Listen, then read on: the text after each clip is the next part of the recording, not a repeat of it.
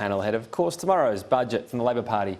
Patrick Gorman from the government, Jason Falinski. And Patrick, of course, gets first question for being here in the studio. That is always the case when you attend Canberra. I'm not sure if that's a good or a bad thing, but we'll find out in a moment. Jason can't hear anything. Well, there you go. I'm sure we'll fix that problem, Jason. You can't hear me, but when you're watching this back later... This is funny. I came into Macquarie Park so I could get better sound. I can't hear either of you. You can't hear. Excellent. Good. It's going well. It's going very well. We'll fix it out. We'll fix it up, I'm sure. Patrick, fuel excise, the cut to the fuel excise. What do you think it should be to give motorists real relief while not hitting the budget? Well, it's not my job to write Josh Frydenberg's budget. We will see tomorrow what actual numbers he comes out with. It's important that we see, of course, the full details of what is the government's cost of living plan. We've gone for 9 years, this government telling us there are no challenges with cost of living, and then on the eve of a budget, eve of an election, for a budget that they have brought forward so that they can push the election later, we're going to see his plan. Obviously, Labor has said we welcome cost of living relief for Australians, but I want to see the full package, because if it's just sort of a sandwich and milkshake cut on fuel excise and nothing else, I don't think that's enough for working families. Right, but the fuel excise is pretty simple. We know what it costs the government each year. We know how much it adds to a tank of petrol. So surely you can have a view on what level it should be. Should the whole thing go for 6 months, given how much prices have spiked? Like I said, I'm not in the business of doing the Treasurer's homework for him. No, but I'm not asking you to. I'm saying what it should be. What do you think it should be? We'll wait to see what's in the budget tomorrow. What I do think, if you want my tip on what the government should do for cost of living relief for Australian families, what the government should do is copy Labor's childcare policy. That will get more people into the workforce. It will cut huge bills for families who are struggling with those childcare costs, and it'll be a big boost for our economy. If you want my hot tip of what the Treasurer should be doing tomorrow night, he should be announcing Labor's childcare policy. I'm sure that's what he'll do. I announce Labor's childcare policy tonight. Jason, I think we've got you back. I'm back. Bigger and better than fuel ever. excise. How many voters can you buy off with a little fuel excise cut for a few months? It's not about buying off voters, Tom. It's about making the lives of working families easier and better. I mean, prices have spiked because of the conflict in the Ukraine. It's appropriate, I think, at this point in time for the government to take some temporary action to help out families that are doing it tough at the moment, and that's what we're doing tomorrow. OK, so that's a cost of living relief of some sort. We've just had Jason announce it, so that's good. Do you want to say how much it is as well? And how no, I have no idea. So I could announce it, but it'd be the wrong number. Have a go. What's your best guess? 7 cents. Gee, very generous. I know, I am, aren't I? Things are tough in a Falinski government, so next time they're putting the odds up and wherever they put them on the next leader, not sure that will help. What other cost of living maybe if you and Pat stop betting on me, the odds would stop going in. Maybe. What other cost of living? Is that it for the cost of living measures tomorrow in the budget? Oh, mate, I don't know is the answer. I mean, I can't speculate on what is in the budget or not in the budget. Sorry? Should there be more? There will. I mean, there'll be...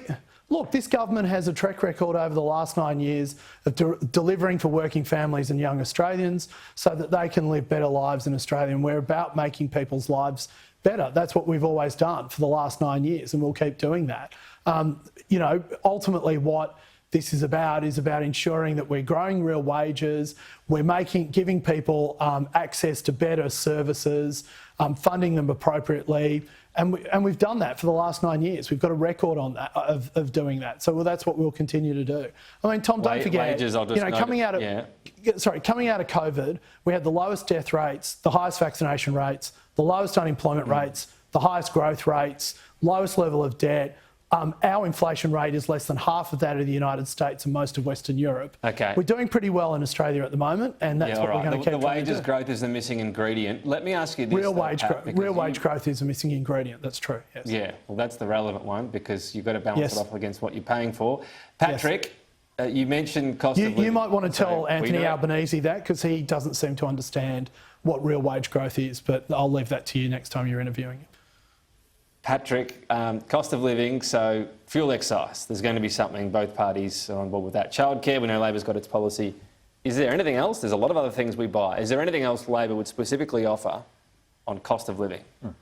We've obviously put out our Powering Australia plan, which is about bringing power bills down and giving Australia the energy security that we need for the next decade and more. And then the other big question is, what are we going to do about getting wages growing again and giving... But just quickly on what things cost. You don't want to be unrealistic with voters. You can't affect the cost of a loaf of bread or milk or whatever it might be realistically, can you? Well, you would have seen that Anthony Albanese just a few days ago put out another policy about increasing housing affordability in the regions. That'll be good for people in the regions of Australia where housing costs have gone up 20%. That doesn't change the price of a house. That means you can get in easier with a deposit. It's a very different thing.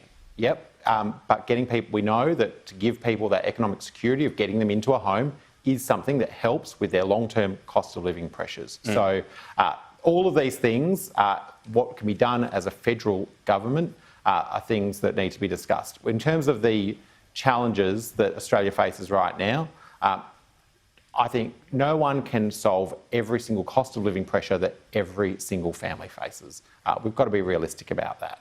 But Labor will continue to put out policies over the next 2 months as we head towards the federal election. People will know where we stand on many of these questions that voters have. Just to be really realistic with voters, so let's say Labor get elected, the next month fuel excise will probably be the same. We'll see what the government does.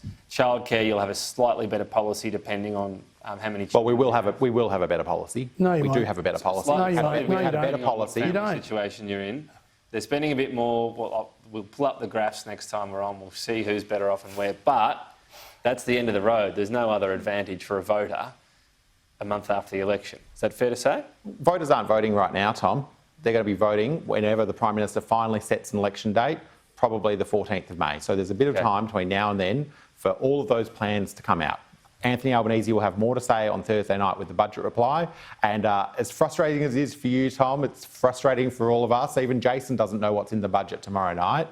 We've got to wait and see what this sort of like mini election campaign launch for Josh Frydenberg and Scott Morrison has in tomorrow night's early budget.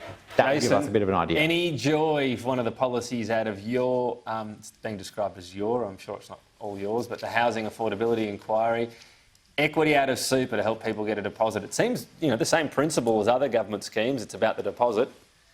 Is this going to be taken? Yeah, I mean, Tom, we could spend, it's more about home ownership than housing affordability, but you're right. I mean, ultimately what we did say on super was that until you fix the supply issue, you're going to continue to see house prices increase at a greater rate than inflation. And one of the problems that I have with Anthony Albanese's approach to buying a house in regional areas is, what do you do in places like Coffs Harbour that have run out of zoned land? What do you do in places like Pilbara that has more land than flies, but the Indigenous communities are saying, well, the council won't release any land, and we have a housing crisis with a housing shortage and overcrowded houses. Until we actually fix the underlying problem, well, that's what I hope to see in the budget. So, there've been some tantalising hints about some of the stuff that the government wants to do to help people get into a home for the first time. But home ownership matters. It really does matter. Okay. And yes, sorry, Tom. No, that's all right. We're just a little bit short on time, but it sounds like you're waiting for the budget like the rest of us. I tell you what, if you're really happy with the outcomes Monday, I'm not sure what you can say. So wear a blue tie if you feel as though they've really helped you out. And if you're furious at all the ideas they haven't picked up, you can wear a red tie. So viewers, tune in. Whatever Jason says, I notice it's quite red today, the tie, but with a bit of blue. So don't confuse us. They're the messages you can send to the higher-ups. Confuse you, Tom? Patrick, that's very hard. I'm not sure what to make of that. Patrick, so Labor's saying the big issue is getting affordability in terms of getting that deposit. That's the hard thing to do. So what about the idea out of that inquiry Jason led on accessing, not pulling out super, but the equity from super to be able to get a deposit? What's wrong with that idea? Well, I commend Jason's ongoing advocacy for increasing housing affordability. I do know that some of his criticism just then was criticism of his own government's policies in terms of not helping in housing affordability in a range of areas. I'll be honest, I haven't read Jason's oh my God, committee I am report. insulted. Jason, Patrick, my rule in this building... I listen to your speeches, for God's sake. You can't even read one of my reports. Jason. Send a signed copy to my office and I'll have a read. But come on, Done. Patrick, this is using superannuation, using the equity out of it, not pulling it out, but just the equity to be able to help stump up a deposit. Is there anything on first glance you have an issue with on that policy? Yeah, on first glance, the issue I have is that this government seems to have about 20 different ideas to spend superannuation. But it's not spending it. It's not spending. They've been standing in the way of growing superannuation for a long time. No. It wouldn't do that, Patrick. It wouldn't do that. It's equity. It's just equity. No, yeah. And I understand how that policy works in terms of providing certainty for people who then, for banks who would. Is it a better idea than people pulling it out? Is equity better than just pulling it out, Patrick? Well, I mean, under this government, they want you to pull out your superannuation because there was a global pandemic. They want you to pull out your superannuation if you're leaving, escaping domestic violence. They want to pull out your superannuation to fund aged care. And some of them just want to let you pull it out just because you feel like it. You don't have to pull it out. You don't have to pull it out. So this idea, you don't have to pull it out. It can sit in your super account. Is using equity a better idea than having to withdraw super, Patrick Gorman? Well, look, I just worry about this government wanting to spend superannuation on so many different things. You don't want to take that small step and say it's a better idea than withdrawing? Look, I'll leave it at this. Jason's ideas generally are better than the idea. I'll leave it at this. Jason Falinski's ideas are generally a lot better than the ideas that we see from Tim Wilson, Josh Frydenberg and many others. Oh, okay. Oh, that's going on a social media tile. I think it'll be in a few WhatsApp groups as well. Look, we've got to go. I'm well over time. I think we'll see you both here in the building next week. No, tomorrow. Pre-election. Oh, not in the building. Tomorrow. No, on the segment, Jason. Oh, sorry. Yeah, okay. Anyway, Jason, Pat, thank you. It's been interesting as usual. When we come back, Sport with Matt Sullo. Max